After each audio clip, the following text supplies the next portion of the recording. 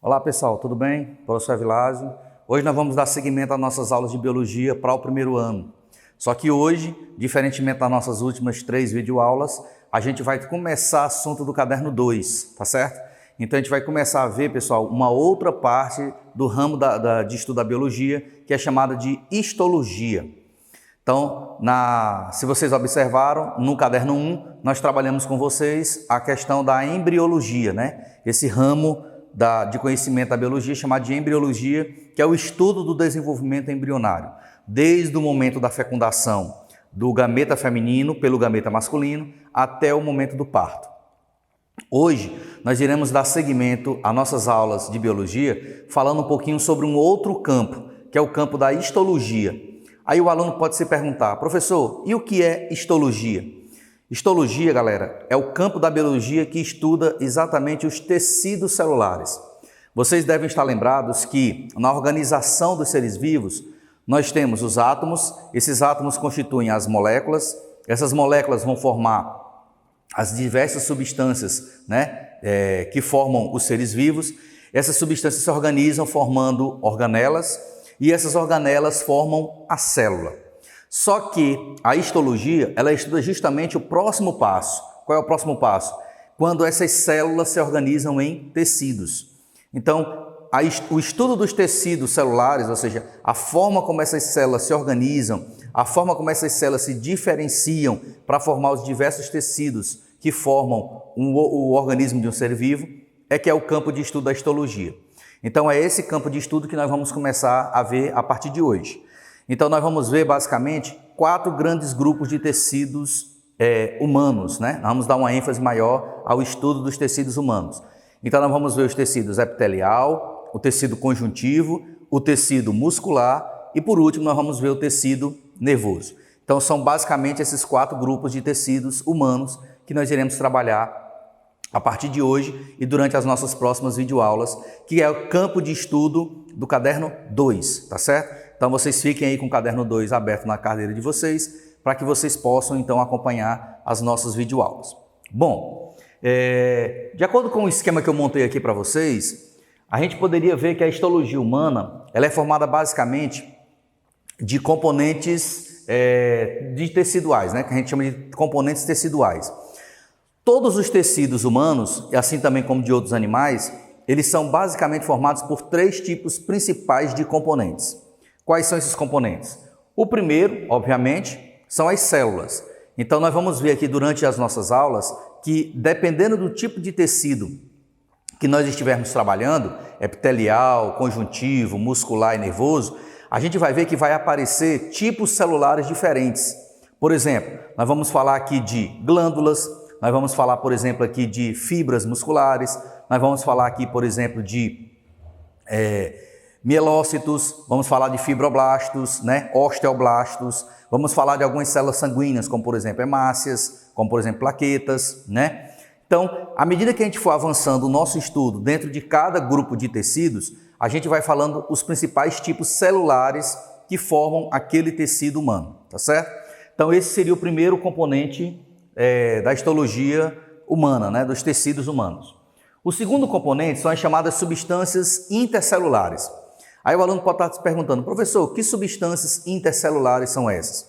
Bom, vocês sabem, pessoal, que os tecidos são reuniões de células. E como é uma reunião de células, essas células precisam estar normalmente agrupadas entre si. Só que entre uma célula e outra existe um espaço que a gente chama de espaço intercelular. E é exatamente nesse espaço intercelular que você vai encontrar as substâncias proteicas, que são chamadas substâncias intercelulares. Essas substâncias intercelulares, elas podem ser basicamente de 2 tipos. Existe a chamada substância amorfa, que seria uma espécie de cimento, como se fosse uma substância cimentante, que vai existir entre uma célula e outra, de modo a fazer com que elas fiquem mais unidas entre si, ou seja, mais justapostas entre si. E existe um outro componente intercelular, que são as chamadas fibras. Aí nós podemos destacar 3 tipos de fibras muito importantes. As fibras colágenas, as fibras elásticas e chamadas também de fibras reticulares. Então, nós temos as fibras colágenas, elásticas e reticulares. cada uma dessas fibras, elas vão aparecer em um ou outro tecido que a gente for vendo aqui à medida que nós formos avançando no nosso estudo. E o terceiro e último componente são os líquidos, né? Então, quando a gente fala de histologia humana ou histologia de um modo geral, né, o estudo dos tecidos, a gente fala também de alguns líquidos que estão presentes na constituição desses tecidos. Entre esses principais líquidos, nós podemos citar o do plasma sanguíneo. Quando a gente for falar aqui de tecido conjuntivo, vamos falar de tecido sanguíneo. Então, o plasma do sangue. O líquido intersticial, que é um líquido que está presente entre as células, que promove exatamente o transporte de algumas substâncias ou a retirada de substâncias dessas células de modo a levá-las até um órgão excretor. E por último, nós temos a linfa, que também é uma substância que está relacionada com o processo de excreção, ou seja, com a limpeza dos metabólitos produzidos pelas células e que elas são levadas até os linfonodos, tá certo? Então, basicamente, os tecidos são formados por esses três conjuntos de componentes celulares. Então, nós temos as células propriamente ditas, as substâncias intercelulares, que têm natureza proteica, e os líquidos que estão presentes nesse tecido, tá certo? Bom, como eu disse para vocês anteriormente, basicamente, nós vamos trabalhar com 4 grandes grupos de tecidos. Então, nós vamos começar pelo tecido epitelial, que é vulgarmente conhecido apenas como epitélio. Então, tanto faz você ver na literatura tecido epitelial como epitélio, é a mesma coisa. Vamos ver o tecido conjuntivo, aí vocês vão ver que o tecido conjuntivo é um tecido um pouco mais extenso, né? Então, ele é mais desmembrado, a gente vai trabalhar com ele desmembrado para que vocês possam entender cada tipo de tecido conjuntivo. Temos o tecido muscular, também vulgarmente chamado de músculo. Então, tanto faz você chamar de tecido muscular ou apenas músculo, né? Músculo esquelético, músculo cardíaco e assim por diante.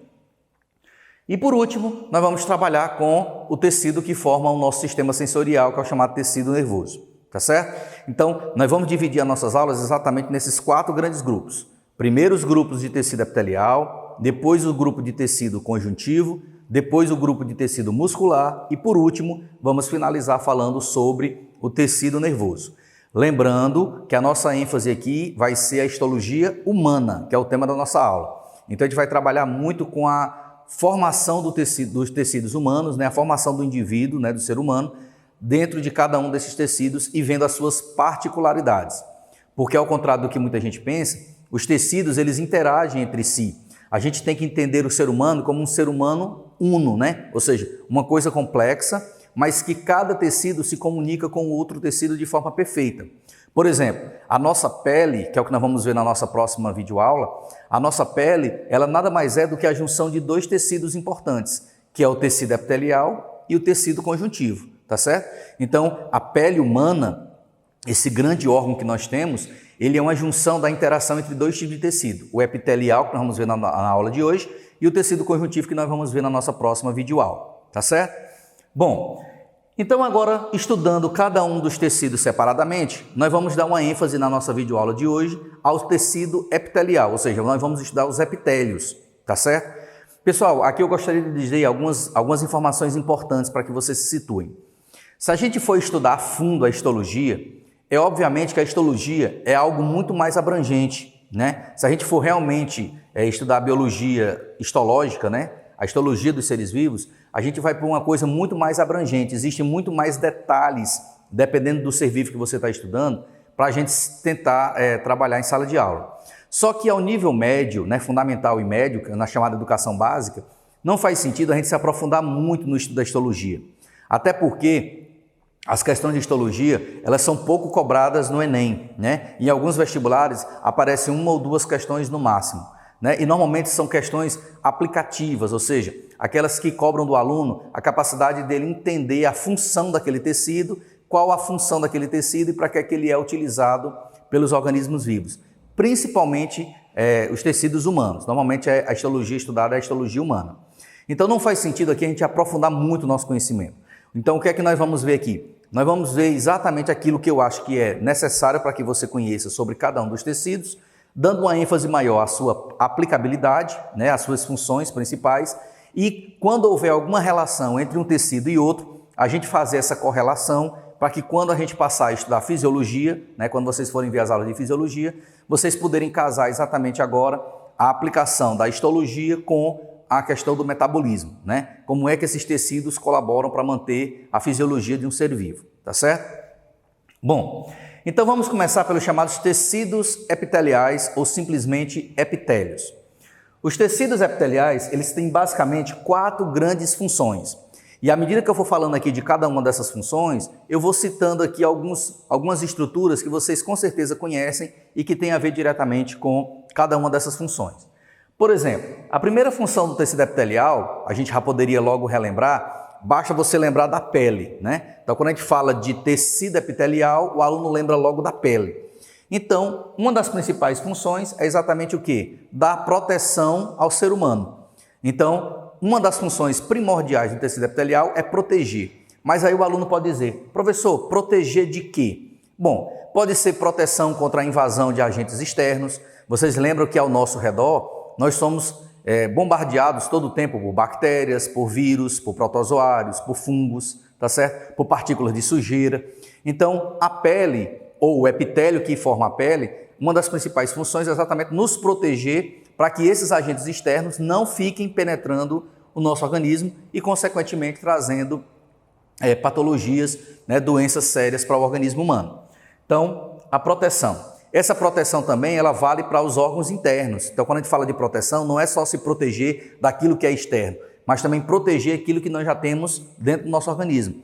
Então, a proteção interna também contra choques mecânicos, a proteção contra o extravasamento de substâncias. Então, tudo isso é feito pelo tecido epitelial. Uma segunda função seria o revestimento. Ora, se nós estamos falando de pele, a pele é o principal órgão, né? O maior órgão do nosso corpo e está recobrindo todo o nosso corpo. Então, o revestimento, né, seria uma outra função importantíssima do tecido epitelial. Então, ela reveste todos os seres vivos. Vocês vão ver tanto nas aulas de biologia animal como de biologia vegetal, a presença da epiderme, por exemplo, né? Então, toda vez que você fala de epiderme, você lembra nos animais da pele e você lembra nas plantas daquela camada protetora que você tem nas estruturas celulares das células vegetais, tá certo? Então, revestimento. Outra função importante, a absorção e a secreção. Ora, vamos relembrar aqui, quando você leva um machucado, por exemplo, você leva uma pancada, você normalmente passa um medicamento em forma de pomada, né? Ou creme. Então, o que é que você imagina? Que aquele produto que você está aplicando sobre sua pele, ele precisa ser absorvido, né? Aquele medicamento precisa ser absorvido. Então, quem vai fazer essa absorção desse medicamento, dessa substância, é exatamente o tecido epitelial. Então, é lá que você faz a absorção. Aí a gente pode citar outros exemplos, quando você usa cremes dermatológicos, né? Quando você usa produtos de beleza de modo geral, esses produtos são absorvidos pela nossa pele, tá certo? E o processo de secreção, a gente poderia visualizar principalmente pelo suor, né? Seria um exemplo bem prático, né? As glândulas, de um modo geral, elas secretam, algumas delas secretam substâncias para fora do corpo. Glândulas lacrimais, por exemplo, secretam a lágrima, glândulas salivares produzem a saliva, glândulas sudoríparas produzem exatamente o suor. Então, dependendo do tipo de substância excretada, que pode ser para dentro do organismo ou para órgãos internos, mas também pode ser para o meio externo, você também tem a presença do tecido epitelial. E uma outra função importantíssima é a chamada percepção sensorial ou percepção dos sentidos. Ora, quando a gente fala exatamente de tato, por exemplo, a gente fala exatamente de tecido epitelial, porque como a pele reveste o nosso organismo inteiro, então a sensação de quente, frio, áspero, liso, né, rugoso, então todas essas percepções sensoriais, elas são dadas exatamente pelo tecido epitelial. Quando é que você vai saber que está com frio, quando é que você vai saber que está com calor, se a sua pele não sentir isso? Então, as terminações nervosas, né, que vêm do sistema nervoso, elas se comunicam com o tecido epitelial. Por isso que é importante depois a gente fazer essa relação entre os demais tipos de tecido. Então, esse sistema sensorial, ele também é muito perceptível no tecido epitelial, tá certo? Então, essa parte sensorial, ela tem muito a ver com o tecido epitelial. Então, basicamente, são essas 4 grandes funções relacionadas ao tecido epitelial. Agora, quais são os principais tipos de tecido epitelial? Os principais tipos de tecido epitelial, a gente pode dividir em 2 grandes grupos. Nós temos o chamado epitélio de revestimento, que é exatamente aquele epitélio relacionado com o revestimento dos seres vivos, né? E existe também o chamado epitélio glandular. O epitélio glandular, o nome já está sugerindo, é aquele relacionado com a formação das glândulas.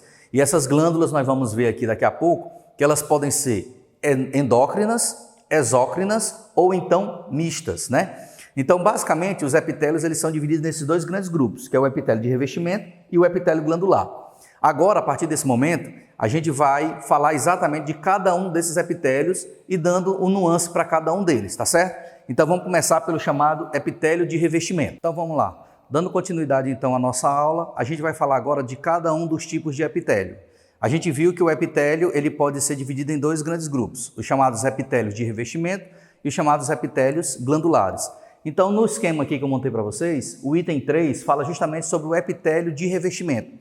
Então, o que é que você precisa saber sobre os epitélios de revestimento? Primeiro, eles podem ser divididos levando em consideração dois critérios, né? Então, a gente vai trabalhar com essa classificação que vocês vão encontrar no material de vocês e que é a classificação mais moderna para poder fazer a separação entre os tipos de epitélio de revestimento. Então, o primeiro critério utilizado, galera, é a chamada quanto ao número de camadas celulares. Porque vocês vão ver que o tecido epitelial ele pode ser formado por uma única camada, ele pode ser formado por duas ou mais camadas de celulares, mas ele também pode ser formado por uma única camada, só que apresentando alturas de núcleos diferentes. Aí dá a impressão de que você tem uma dupla camada, quando na verdade é uma camada só que as células apresentando tamanhos diferentes, né? Então, de acordo com esse critério, quanto ao número de camadas celulares, o tecido epitelial de revestimento ele pode ser classificado em três tipos. Nós temos o tecido epitelial de revestimento simples, também chamado de uniestratificado. Aí já fica aquela deixa, né? Quando se fala uniestratificado, significa dizer que é apenas uma única camada de células. As células elas são praticamente justapostas, elas são idênticas, muito próximas de tamanho, né? De formato. Então elas têm exatamente formato e tamanhos muito próximos, né? Muito iguais. Então você tem uma única camada de células, então chamado tecido epitelial de revestimento simples ou uniestratificado. O segundo tipo seria o chamado tecido epitelial de revestimento estratificado. Aí nesse caso você já tem duas ou até mais camadas de células. Então você não tem mais células de mesmo tamanho, do mesmo formato, formando apenas digamos assim, uma única fileira celular. Você agora já vai ter duas ou até mais fileiras de células, agora lógico, mantendo sempre mesmo tamanho, mesmo formato, tá certo?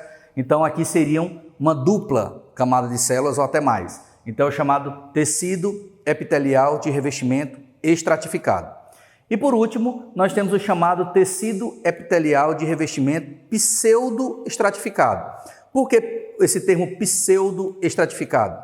Porque como as células apresentam tamanhos e formatos diferentes, dá a impressão de que você tem mais de uma camada de célula, quando na verdade é uma camada só. Apenas os núcleos estão em níveis diferentes, né? Uns estão mais em cima, outros estão mais embaixo.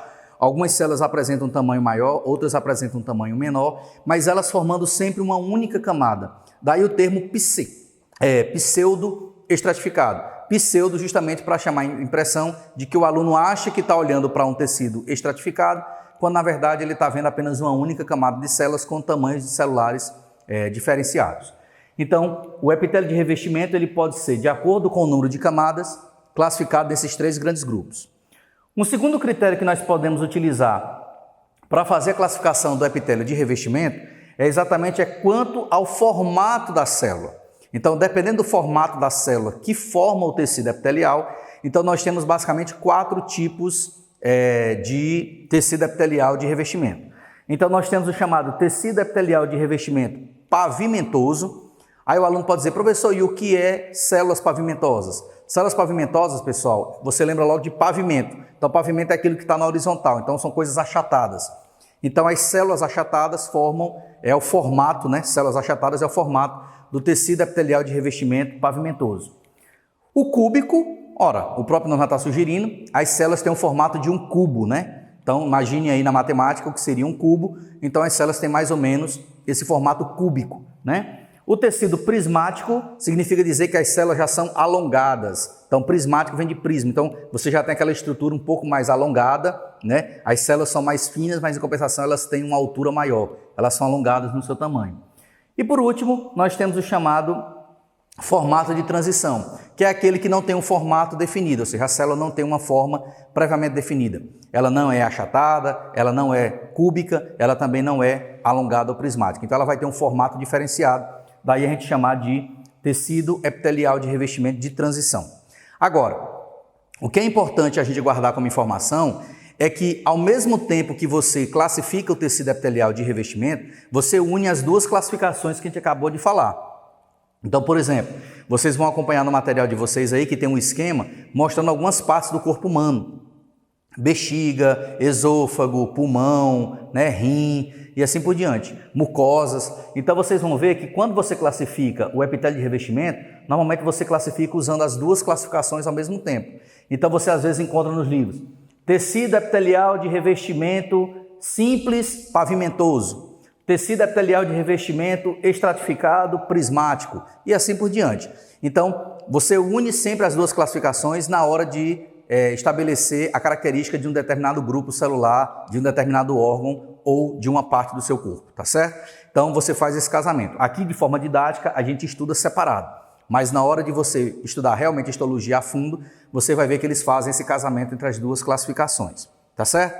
Então esse é o chamado tecido epitelial de revestimento. Obviamente que depois nas nossas próximas videoaulas nós vamos falar um pouquinho mais sobre a questão da pele, por exemplo. Aí a gente vai aplicar isso aqui na pele humana, né? As partes da pele humana, epiderme, derme, hipoderme e assim por diante. O outro tecido epitelial é o chamado tecido epitelial glandular ou epitélios glandulares, que pelo próprio nome já sugere, é aquele relacionado com a formação das glândulas. Então toda vez que você falar de glândulas no seu corpo, você está falando de tecido epitelial glandular. E essas glândulas, galera, elas podem ser divididas em três grandes grupos. Nós temos as chamadas glândulas exócrinas, observe que eu fiz questão de frisar aqui o termo exo, para dizer o quê? Que as glândulas exócrinas são aquelas que têm a capacidade de secretar substâncias ou para fora do corpo ou apenas para o interior de alguns órgãos. Vocês podem com certeza me falar de dois exemplos bem fáceis. As glândulas sudoríparas, que secretam o suor, né? Ou seja, secretam substâncias para fora do nosso corpo, que é o suor. E nós temos, por exemplo, a glândula salivar, que secreta a saliva, mas para dentro do nosso corpo. A gente não fica secretando saliva para colocar para fora. A saliva ela é utilizada no processo inicial da digestão. E ela contém enzimas, né, que servem no processo de digestão. Então, as glândulas salivares e as glândulas sudoríparas seriam dois exemplos bem fáceis de você aprender, que tem a ver com as chamadas glândulas exócrinas. Agora, qual é a grande característica que elas têm? Durante a sua formação, ou seja, durante o desenvolvimento embrionário, na qual o tecido glandular ele é formado, as glândulas exócrinas, elas apresentam um ducto. Daí essa capacidade que elas têm de secretar substâncias para fora do corpo ou para o interior de alguns órgãos. Então, elas produzem substância, essa substância é eliminada através desse ducto. Então, a presença desse ducto indica que ali é uma glândula exócrina. O outro grupo de glândula é a chamada glândulas endócrinas. Olha aqui que eu frisei o termo endo. O termo endo aí quer dizer que a substância ela é produzida para sempre dentro do organismo, ou seja, ela sempre vai produzir algumas estruturas para dentro do organismo. E que substâncias são essas produzidas? São os chamados hormônios. Então, todas as vezes que você falar de uma glândula cuja principal função é a produção de hormônio, você normalmente está falando de uma glândula endócrina, tá certo? Uma característica dela é que durante o desenvolvimento embrionário, durante o processo de formação, elas não apresentam uma diferenciação de um ducto.